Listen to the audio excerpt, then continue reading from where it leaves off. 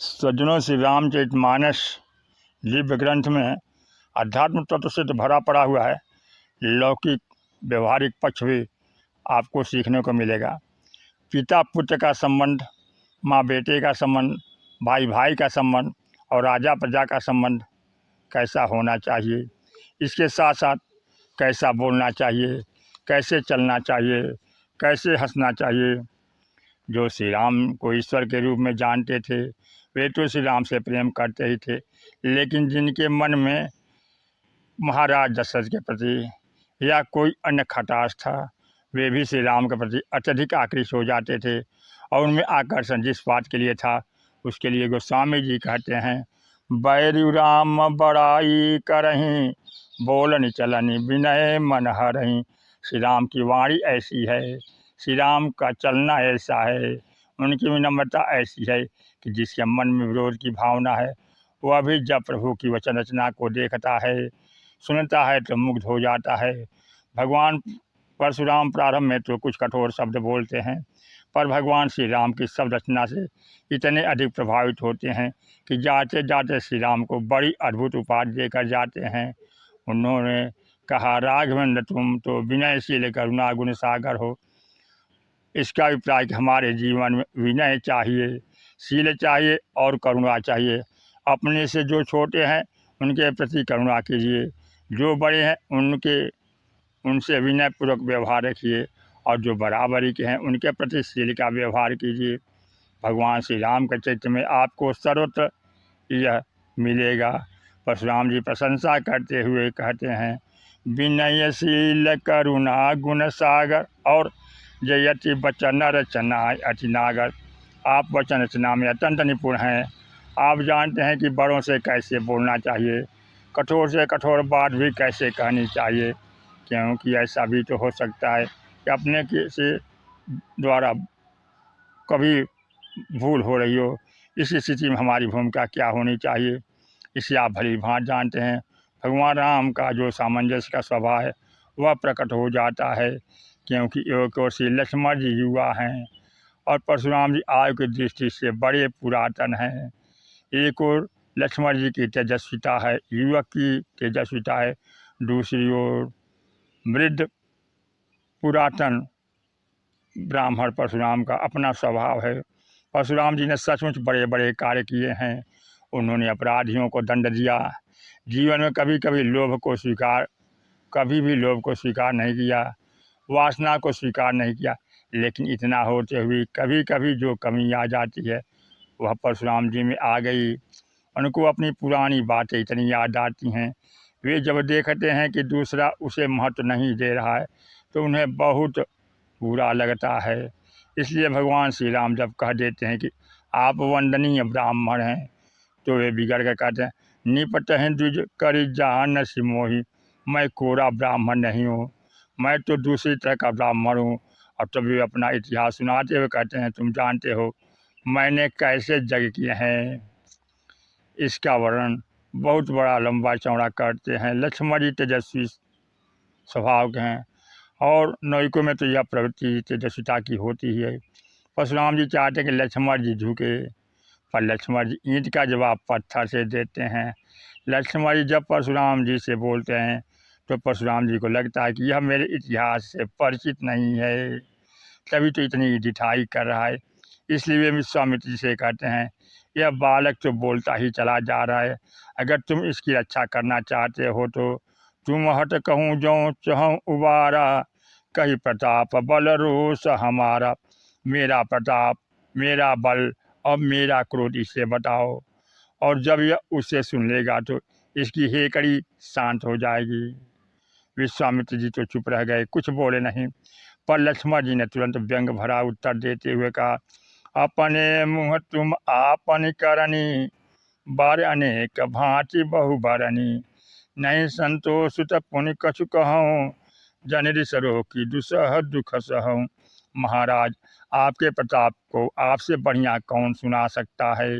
इतना तो आप सुना ही चुके हैं, और कुछ बाकी हो तो उसे भी सुना दीजिए। इसका परिणाम होता है कि परशुराम जी का क्रोध और भी बढ़ जाता है। उसी प्रकार बढ़ता है जैसे जलती हुई अग्नि में कोई घी की आहुति दे देता है। भगवान राम का समस्या यह है कि युवक को महत्व दें या वृद्ध को। युवक उनके अपने छोटे भाई हैं और वृद्ध जगत वंदनीय श्री परशुराम जी हैं, जिनके चरणों में सभी लोग नमन करते हैं। भगवान श्री राम और श्री लक्ष्मण जी ने भी उनके चरणों को नमन किया था। इस समस्या का समाधान भगवान राम किस कौशल से करते हैं। प्रत्येक व्यक्ति लक्ष्मण जी की वाणी से घबरा जाता है और सबको यह चिंता हो रही कि बस अब फरसा चलेगा। और तब सब लोग एक स्वर से कहते हैं, छोट कुमार खोट बड़ भारी। छोटा भाई तो बहुत खोटा है, जनकपुरवासी कहने लगते हैं। और परशुराम जी ने भी भगवान श्री राम को उलाहना देते हुए कहा, राम तुम स्वयं तो बड़े सज्जन हो, लेकिन दूसरों को वश में नहीं रख पाते हो। जब तुम्हारा छोटा भाई तुम्हारे आचरण का अनुगमन नहीं करेगा तो और कौन करेगा। परशुराम जी ने यह आरोप तो लगाया भगवान राम पर, लेकिन लक्ष्मण जी ने तुरंत परशुराम से कह दिया, मैं तुम्हारा अनुचर मुनिराया। महाराज मैं तो आपका अनुयायी हूँ। इसका ताकि यदि छोटों से कोई कार्य लेना चाहते हैं तो उनको स्वयं भी अपने आचरण का आदर्श समक्ष रखना चाहिए। लक्ष्मण जी का व्यंग्य था कि आप स्वयं तो क्रोध करें, मुझसे क्रोध छोड़ने को कहें, यह कैसे होगा। अगर आपका क्रोध अच्छा है तो मुझे भी अनुमति दीजिए कि मैं आपका अनुयायी बनूं, और अगर क्रोध बुरा है तो फिर क्यों न हम दोनों ही उसे छोड़ दें। भगवान राम की भूमिका कितनी संतुलित है, भगवान राम के चिन्ह कितना सामंजस्य है। लक्ष्मण जी को नियंत्रित करने की आवश्यकता है, पर श्री राम ने उन्हें कैसे नियंत्रित किया। भगवान राम ने लक्ष्मण जी को डांट नहीं लगाई, फटकार नहीं लगाई और एक शब्द भी नहीं बोले। बस प्रभु ने तो केवल एक छोटा सा कार्य किया, नयन तरे रे राम। लक्ष्मण जी को देखकर श्री राम ने भवें जरा सी टेढ़ी की। और फिर तो एक ऐसा अद्भुत दृश्य सामने आ गया कि परशुराम जी को स्वीकार करना पड़ा कि जो बालक मुझे बड़ा अनुशासनहीन लग रहा था, वह तो राम के दृष्टि मात्र से इतना भयभीत हो जाता है। क्या भूल केवल लक्ष्मण जी की हो गई थी? क्या परशुराम जी में कुछ कमियां नहीं आ गई थी? क्या बड़े की भूल भूल नहीं होती? इसलिए भगवान राम अपनी वचन रचना की अनोखी शैली में परशुराम जी को शांत कराने की कोशिश करते हैं। वे परशुराम जी के ही वाक्यों को धीरे से उन्हें याद दिला देते हैं। उन्होंने कहा, महाराज अभी अभी आपके मुंह से निकला था, रे नृप बालक, अरे बालक। तो महाराज जब आप अपने से मुख से उसे बालक स्वीकार कर चुके, तब तो मैं आपको बस इतनी सी याद दिलाऊंगा, नाट करहूँ बालक पर छू। महाराज बालक तो वात्सल्य का पात्र है, बालक से तो करुणा कृपा और वात्सल्य का ही व्यवहार करना चाहिए। इस पर का आपको असंतुष्ट नहीं होना चाहिए। और धीरे से अभी कह देते हैं कि महाराज इसमें केवल बालक का ही दोष नहीं है, क्योंकि इस लड़के को तो आपका वेश देखकर भ्रम हो गया था। तो तुम औते हो मुनि की नाई, पदरज सिर शिशु धरत गोसाई। क्षमौ चूक अनजानत केरी, चाहिए विप्र कृपा घनेरी। हमें तुम्हें सरिबर कसिना था, कहूँ कहाँ चरण कहाँ माथा।